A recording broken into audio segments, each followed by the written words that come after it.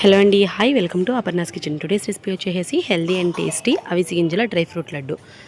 అవిసె గింజల్ని మన రోజువారీ డైట్లో తీసుకోవడం వల్ల మన హెల్త్ పరంగా కానీ, లేదంటే వెయిట్ లాస్ అవ్వాలనుకున్న వాళ్ళు కానీ, లేదంటే చిన్నపిల్లల్లో మెదడు చురుగ్గా పనిచేయాలన్నా కూడా అవిసె గింజలు చాలా బాగా ఉపయోగపడతాయండి. అలాంటి అవిసె గింజలని నేరుగా తీసుకోలేని వాళ్ళకి ఇలా లడ్డూలాగా ప్రిపేర్ చేసుకుంటే కనుక చిన్నపిల్లలైనా సరే 1కి 4 తినేస్తారండి. చాలా కమ్మగా ఉంటాయి. అసలు అవిసె గింజలు కొంచెం చేదు అనేది ఉంటుంది కదా, ఆ చేదు కూడా లేకుండా ఇప్పుడు నేను చెప్పే ప్రాసెస్లో ఇలా ప్రిపేర్ చేసుకుంటే కనుక ఖచ్చితంగా చిన్నపిల్లలైనా సరే చాలా ఇష్టంగా తినేస్తారు. ఫస్ట్ అయితే ఈ అవిసె గింజల లడ్డూని ఎలా ప్రిపేర్ చేసుకోవాలో, అలాగే దీనికి కావాల్సిన ఇంగ్రీడియంట్స్ ఏంటి ఈ వీడియోలో చూపిస్తాను. నేను 2 కప్పుల అవిసె గింజలతో లడ్డూని ప్రిపేర్ చేస్తున్నానండి. మీరు తీసుకునే క్వాంటిటీని బట్టి ఇంగ్రీడియంట్స్ అనేది పెంచుకోండి.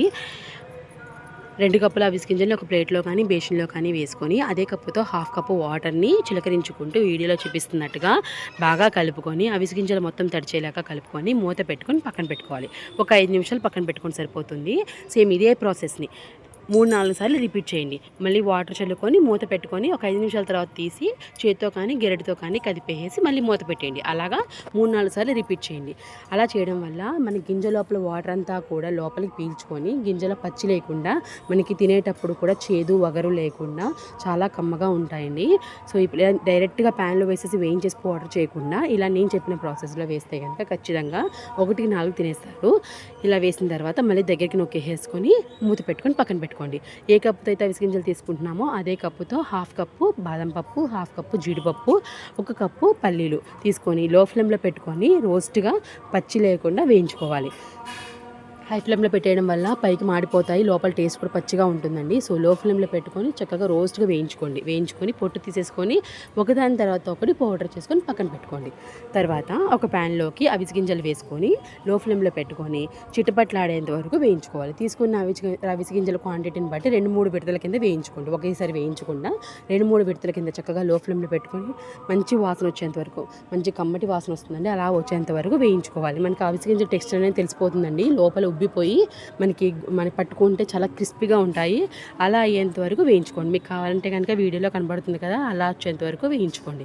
వేయించుకున్న తర్వాత వీటిని కూడా చల్లారి పెట్టుకొని పౌడర్ చేసుకోవాలి. మనకి బరకగా కాకుండా మెత్తగా ఫైన్ పౌడర్ లాగా చేసుకుంటే చుట్టుకోవడానికి కూడా ఇబ్బందిగా ఉండదు. ఏ కప్పుతో అయితే అవిసె గింజలు తీసుకుంటున్నామో సేమ్ అదే కప్పుతో 2 కప్పుల అవిసె గింజలు తీసుకుంటున్నాం కాబట్టి 2 కప్పులు బెల్లం పడుతుందండి. ఖచ్చితంగా స్వీట్ తక్కువ తినేవాళ్ళు తగ్గించుకోవచ్చు. మన బెల్లాన్ని కూడా తురిమేసేసుకొని లేదంటే మిక్సీ అయినా పట్టుకోవచ్చు. మెత్తగా ఫైన్గా మిక్సీ పట్టేసుకొని ఉండలాగా చేసేసుకోండి. అలా ఉండ కూడా అవ్వట్లేదు అనుకుంటే కనుక మనకి ఉండ చేసుకోవడానికి సరిపడా నెయ్యిని కరగబెట్టుకొని దాన్ని కలుపుకొని కూడా ఉండ చేసుకోవచ్చు. నెయ్యికి పర్టికులర్గా కొలత ఏం లేదండి. ఉండ అవ్వకపోతేనే మనం నెయ్యి యూజ్ చేస్తున్నాము కాబట్టి ఉండ చుట్టడానికి సరిపడేంత నెయ్యిని కరగబెట్టుకొని పౌడర్లో కలుపుకోవడమే.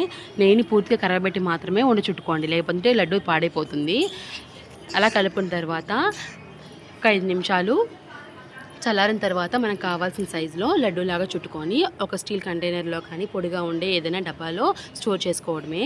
అంతేనండి, ఎంతో టేస్టీగా ఉండే అవిసె గింజల డ్రై ఫ్రూట్ లడ్డు రెడీ అయిపోయింది. ఒకవేళ మనం పౌడర్లాగా కావాలనుకుంటే కనుక మనం బెల్లం యాడ్ చేసుకోకుండా పౌడర్లాగా ఉంచేసుకొని పాలలో కూడా మిక్స్ చేసుకొని తాగొచ్చు. అది కూడా మనకి హెల్త్కి మంచిదే.